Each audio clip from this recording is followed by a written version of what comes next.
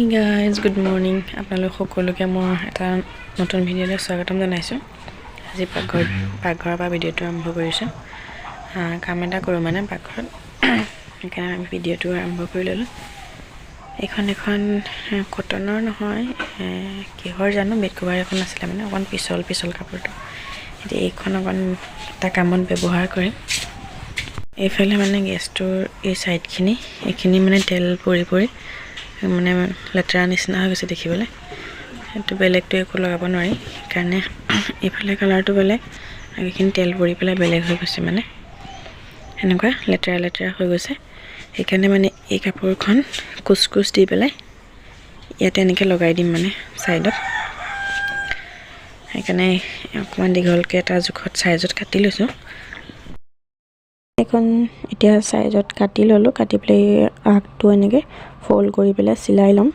তাৰপিছত ইয়াতে ৰছী সোমোৱাই দিম, মেচিনতে মই চিলাই ল'ম আগটো গোটেইফালে। সেইডাল ৰছী এডাল মই কুচ দি থৈছিলোঁ কিবা এটা বনাবৰ কাৰণে, ফিল বনাবৰ কাৰণে, কিন্তু এইডালেই ব্যৱহাৰ কৰিম। এডালকে খুৱাই দিম, চাই লওঁ ব'লকচোন। এয়া মই ৰছীডাল লগাই দিলোঁ, মানে অকণমান দীঘলকৈ লগাইছোঁ, কুচ হৈ থাকে যাতে মানে। এতিয়া মই লগাওঁ, পকা খুঁটাটোত বান্ধি দিলোঁ আৰু এইফালে বাঁহৰ খুঁটা এটা আছিলে তাতে বান্ধি দিলোঁ। এতিয়া মানে লেতেৰা হ'লে কাপোৰখন লেতেৰা হ'ব আৰু মানে কাপোৰখন সলাই পেলাই ধুই পেলাই মই আকৌ লগাব পাৰিম, নহ'লে বেৰখন একদম পূৰা দেখিবলৈ বেয়া হৈ গৈছেগৈ। এইফালে ৰছীডাল অকণ ওপৰলৈ হ'ল, তললৈ দি দিছোঁ। এতিয়া কাপোৰখন অকণ কুচ হৈ থাকিব। এতিয়া লেতেৰা হ'লে একো চিন্তা নাই আৰু। অকণমান ওপৰলৈকে হ'ব লাগিছিলে, কিন্তু কাপোৰডোখৰ মই অকণ চুটিকৈ কাটিলোঁ। সেইডোখৰতে গজাল এটা হ'ব লাগিছিলে, কিন্তু নহ'লেও চলি যাব আৰু। এয়া দেখিবলৈ এনেকুৱা হ'লগৈ, কিন্তু নালাগে। এইটো চাইডে অকণ ওখ হৈ থাকিলে, কিন্তু টাইট হৈ গ'ল, কিবা এটা কৰি নমাব লাগিব। সেয়া এতিয়া যদি কাপোৰখন লেতেৰা হয় আকৌ লগাই পেলাই ধুবলৈ পাৰিম, নহ'লে বেৰখন বাৰে কালাৰ কৰি থাকিব লাগিব।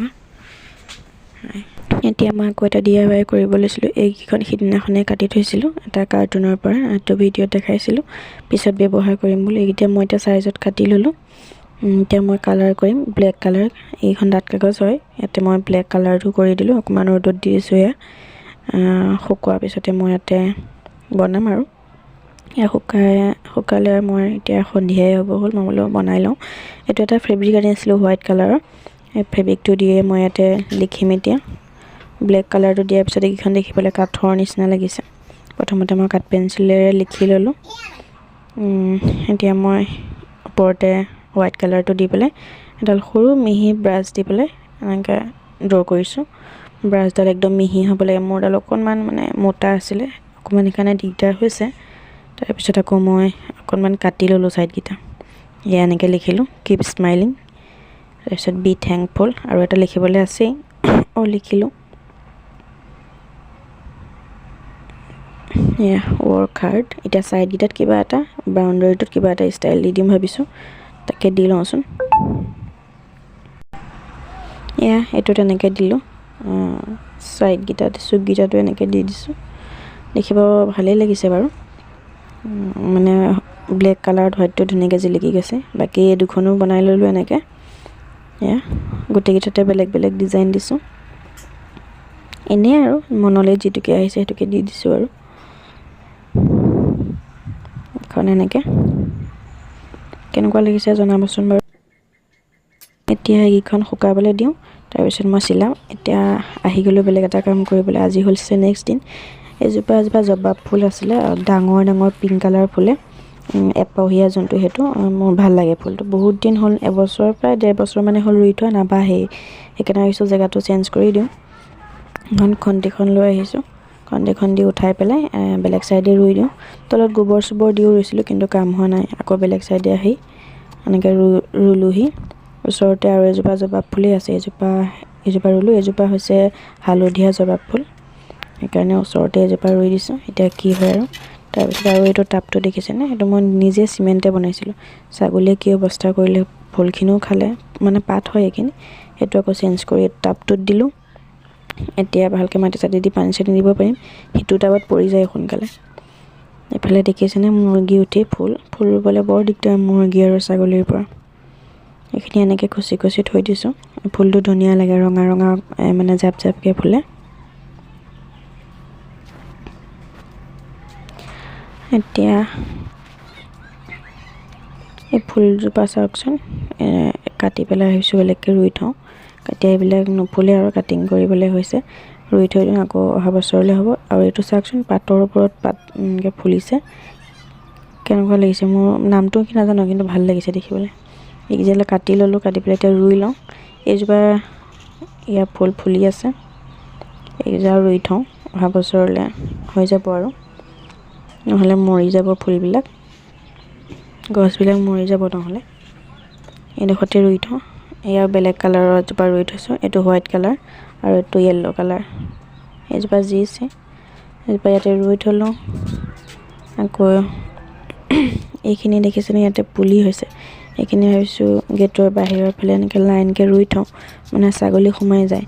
সেইকাৰণে এইটো কাঁইট গছ যিহেতু ৰুই থ'লে ছাগলীখিনি অকণমান, ছাগলীৰ পৰা ৰেহাই পাম মানে। এয়া গাঁত খান্দি পেলাই নিজেই আৰু গাঁত খান্দি ইয়াতে লাইনকৈ কেইজোপামান ৰুই দিছোঁ। খালি গৰুৱে উঘালি লৈ যায় বুলিয়ে ভয়। কাঁইট গছ ডাঙৰ হৈ গ'লে মানে তলেদি ছাগলী সোমাব নোৱাৰে আৰু। তাকে এইকেইজোপা ৰুই লওঁ তেতিয়াহ'লে।